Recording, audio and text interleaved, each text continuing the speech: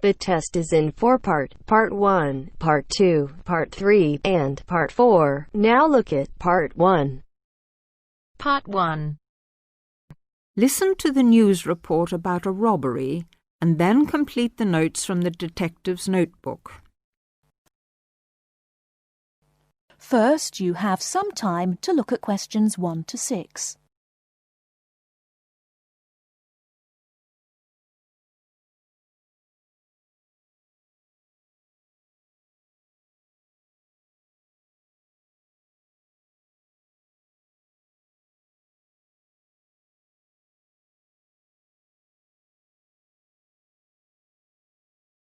Now we shall begin. You should answer the questions as you listen, because you will not hear the recording a second time. Listen carefully and answer questions 1 to 6.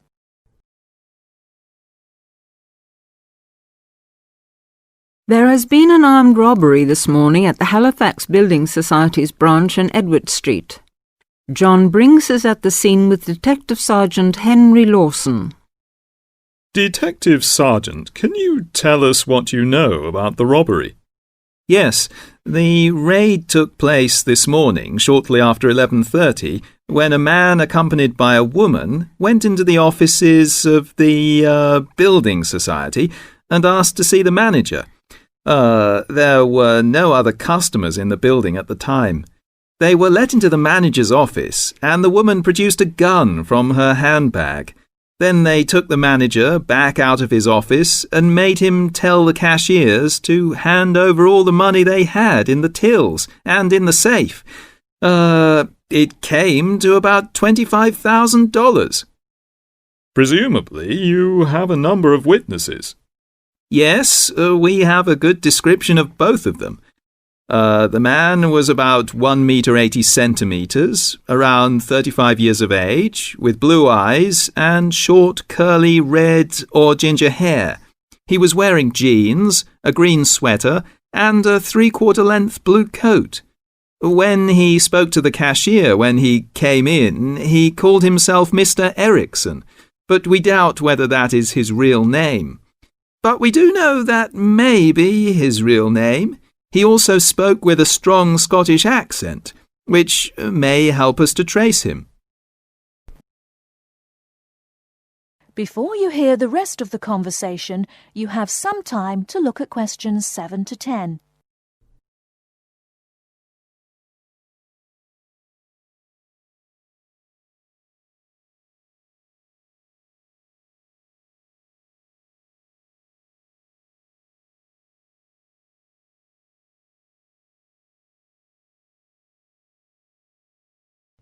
Now listen and answer questions 7 to 10.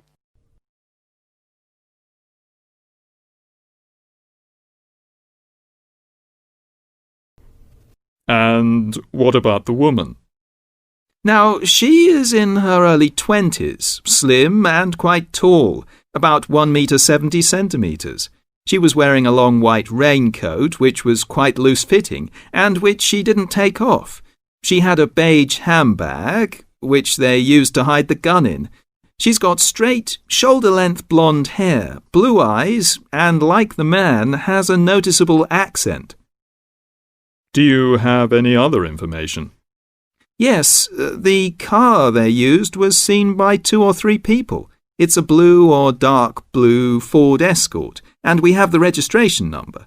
And it's G595ERI. I'll say that again. It's G595ERI. Now, the car was stolen from Bishopstone just over a week ago, so if anyone has seen it in the last week, we would like to hear from them. We also know that the car's front left headlight was broken when it was stolen, and is still broken, we think.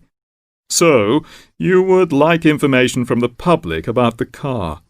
Yes, and the people. We're appealing to anyone who thinks they may recognise the 2 robbers or know anything about the car. We've set up an incident room in Swindon and the telephone number is 774529. So we would like people to ring us if they have any information. And of course, all calls will be dealt with in the strictest confidence. Thank you very much. Thank you. And the number again, if you have any information, is 774529. And now back to the studio.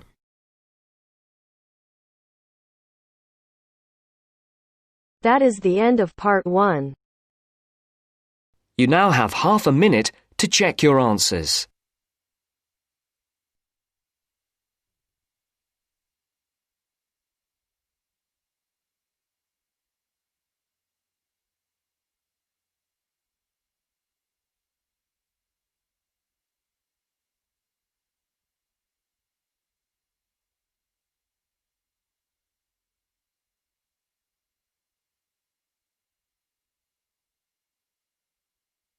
Now turns to part 2. Part 2.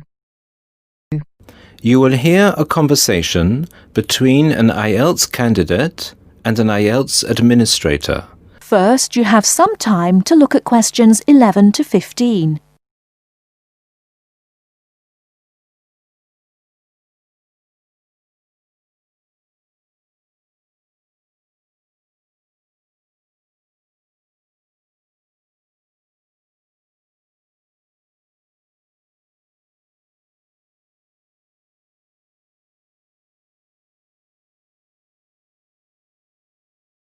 Now, listen carefully and answer questions 11 to 15. Good afternoon. I'm applying for a master's program at the University of Exeter in the UK. I'm planning to register for the IELTS exam at your centre next month. I have some questions I'd like to ask you before I register, if that's okay. Certainly. Would you be taking the academic module? I think so, but I'll have to contact the university just to make sure. You'll probably need the academic because most universities don't accept the general training. And anyway, the procedures to register for the exam are the same for both the general and the academic modules. Good. My first question is whether I sit all parts of the exam on the same day. I don't live here, you see, and for me it would be more convenient to do all the papers on the same day. Unfortunately, the speaking part is scheduled for Thursdays, and reading, writing and listening tests take place on Saturdays. We can't change the days, I'm afraid. That's a pity. Well, never mind. What sort of documents do I need to bring in order to register? You'll have to fill in the IELTS application form and bring an ID, a copy of your ID, and 2 passport-size photos on a white background. Will any ID do? We only accept original passports and national IDs. That's good to know. Did you say that reading, writing and listening are scheduled for Saturday? That's right. Will I get a break in between the papers? I'm afraid there aren't any breaks between the papers. Each paper takes an hour to complete, so it's 3 hours straight through. You'll first do listening and then reading, followed by the writing test. This is a standard requirement from Cambridge. Before you hear the rest of the talk, you have some time to look at questions 16 to 20.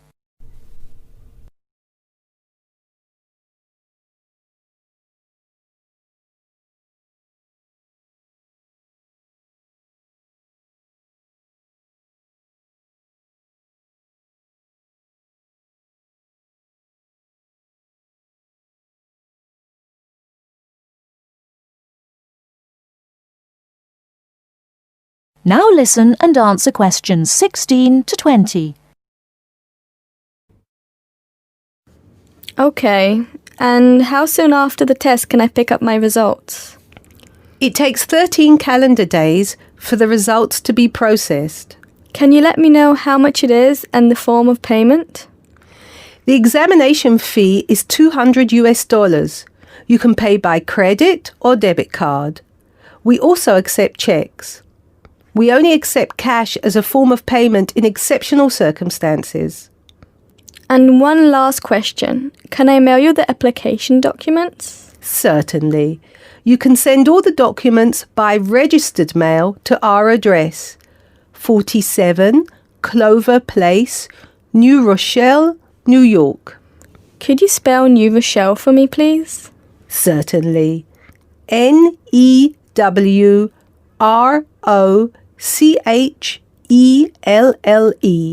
Could I have the zip code as well? Sure. Our zip code is 10806. Thanks. You can also email us at inquiry@examsmail.com or phone us at 325-9082. I think that's all. Thank you very much for all the information. Bye. You're welcome. Goodbye. That is the end of part 2. You now have half a minute to check your answers.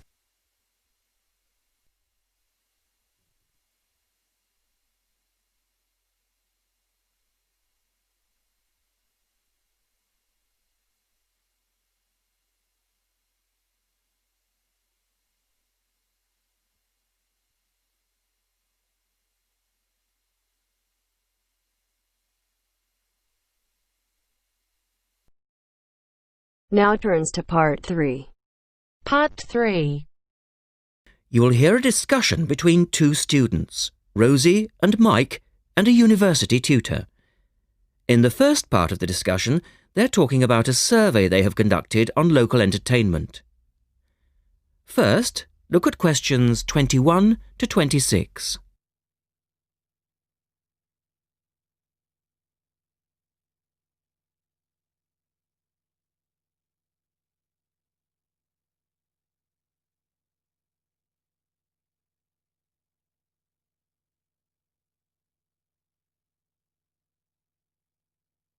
Now listen to the first part of the discussion and answer questions 21 to 26.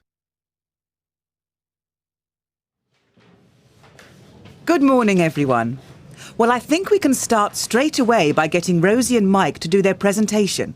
Would you like to start, Rosie? Yes. Well, we've done a survey on local entertainment. Basically, we tried to find out how students feel about the entertainment in the town and how much they use it. Yes, so we've called our project Out and About. Yes, that's a good title, Out and About. We wanted to find out how well students use the entertainment facilities in town, whether they get to see the latest plays, films, that kind of thing. Now, we have our own facilities on campus, of course. Oh, yes. We deliberately omitted those as we really wanted to examine outside entertainment in the town as opposed to on the university campus. Actually, there were a lot of areas to choose from, but in the end, we limited ourselves to looking at 3 general categories: cinema, theatre and music. Right. OK, well, first of all, cinema. In the town, there are 3 main places where you can see films. There's the new multi-screen cinema complex, the old Park Cinema and a late-night Odeon.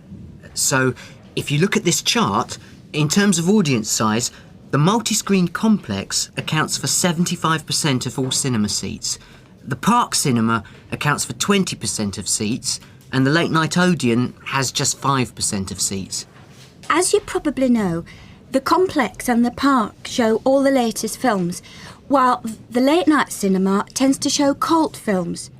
So, when we interviewed the students, we thought the complex would be the most popular choice of cinema.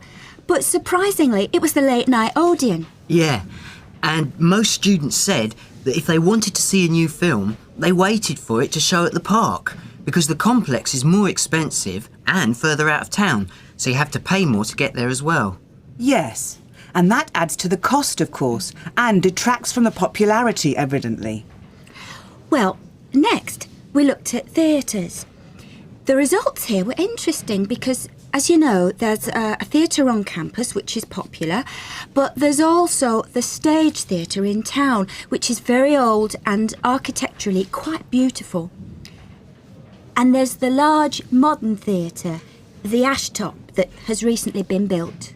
So you just looked at the 2 theatres in town? Yes, but the thing about the theatres is that there's a whole variety of seat prices. Also, the types of performance vary, so students tend to buy seats at both and like using both for different reasons. And if they want cheap seats at the Ash Top, they can just sit further from the front. What we did find that was very interesting is that there are periods during the year when students seem to go to the theatre and periods when they go to the cinema. And we really think that's to do with budget. If you look at this graph, you can see that there's a peak around November, December when they go to the theatre more, and then a period in April, May when neither is particularly popular. And then theatre viewing seems to trail off virtually, while the cinema becomes quite popular in June, July. I think you're probably right about your conclusions. In the second part of the discussion, Rosie and Mike talk about different music clubs. Look at questions 27 to 30 first.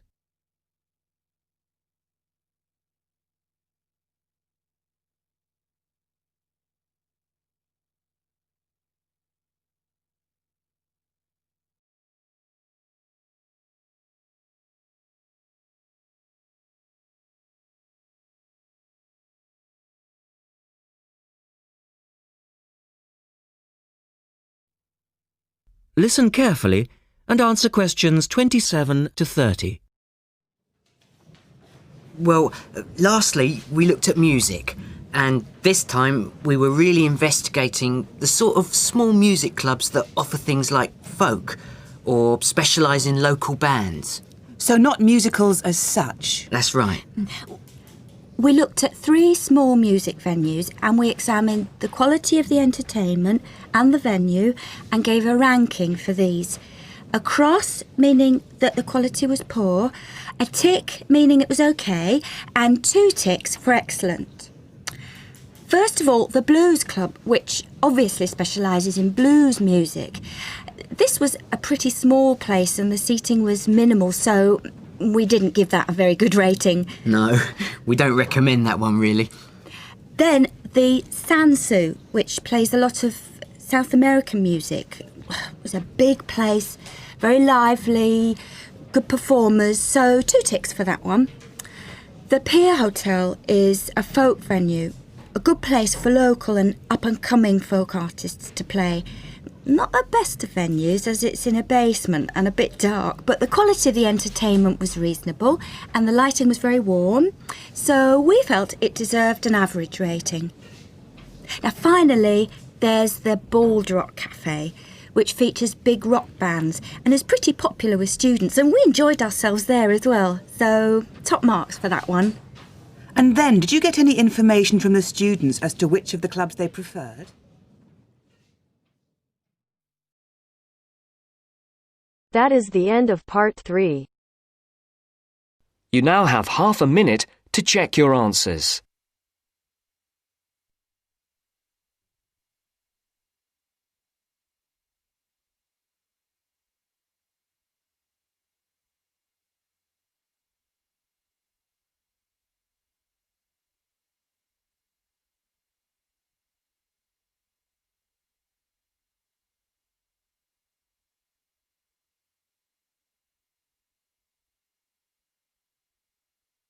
Now turns to part 4. Part 4.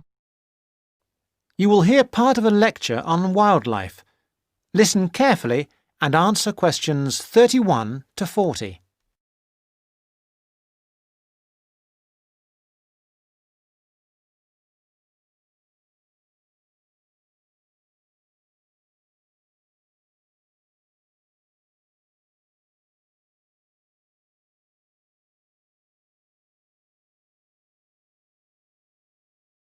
Thousands of exotic plants and animals have been introduced into the British Isles over thousands of years. These newcomers compete with native species for resources and can also cause major changes in the wildlife and in the habitats of our countryside. The problem is not just British, of course, but global, and it has been going on for centuries. One good example of this I'd like to mention today is the European starling. The starling to us in the UK is a fairly ordinary little bird, about 12 inches long. In flight, it appears to be black or grey with tiny white spots. So it's a very ordinary-looking, almost dirty-looking bird. It nests in trees and buildings and can be found in the country and in towns. It travels in large flocks, leaving the nests in the morning and returning in the early evening. It feeds on insects and fruit. Its native range includes the British Isles and Finland, but it is also found in most of Europe and parts of Asia and Africa. In the British Isles and Finland, however, it has suffered a huge decline, and in these countries there is an effort to conserve the species. It is a different story in some of the places where it has been introduced. For example, the population in the USA is estimated at 170 million birds. Also, they are becoming a big problem in Australia and New Zealand. Starlings, as I have said, nest in trees, and it has been found that they are more aggressive than native species, native that is to Australia and New Zealand, when they are looking for nesting places.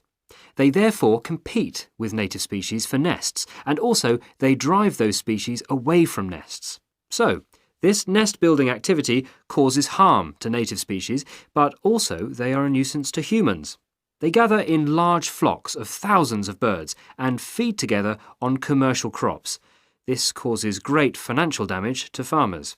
And they also make a mess, both in the town and the countryside. There is also the problem that starlings may carry diseases which affect both humans and other animals, although this has not been really confirmed and we are waiting for more work to be done on this. The question arises, what are we to do about foreign species which not only do damage to native species but interfere with human activity? We have three approaches in theory, but usually it is not a free choice between them. Usually we have to do the best we can and that money will allow. The best approach, of course, is prevention, and many countries have passed legislation which attempts to limit or prevent the arrival of non-native species in their countries. In particular, there are many international regulations on how and where ships may pick up and deposit water, and this is a major contribution to preventing the accidental transport of fish and organisms by ship, since accidental transport by ship is a frequent cause of fish and other creatures going from place to place. Ports also have special areas where water can be deposited, and many of them have treatment facilities to kill any foreign species that may establish themselves in their waters. For fish and organisms that live in water, these international regulations are useful, but obviously not all species can be dealt with in this way. Sometimes it is simply too late for prevention. Then we have to consider eradication or management. By management, I mean that we have to decide how best to live with the new creatures and how to keep their numbers down. However, this becomes not only a scientific question, it can be a matter of choice what population level of an invasive species we want to maintain.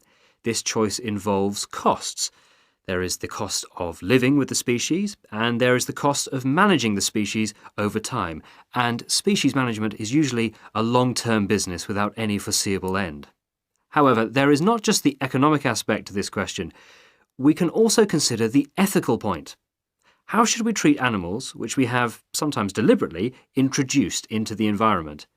Is it permissible just to exterminate a number of them convenient to ourselves? The most important decision has to be made in the political forum, whatever considerations go into the making of that decision. These questions are relevant also to the approach of eradication, which is another option, but which does not have an encouraging history. Many attempts have been made to eradicate introduced species.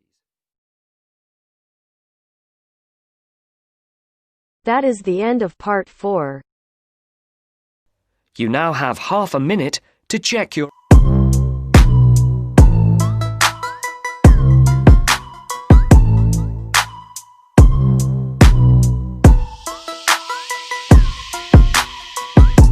That is the end of the test. You now have 10 minutes to transfer your answers to your IELTS Listening answer sheet.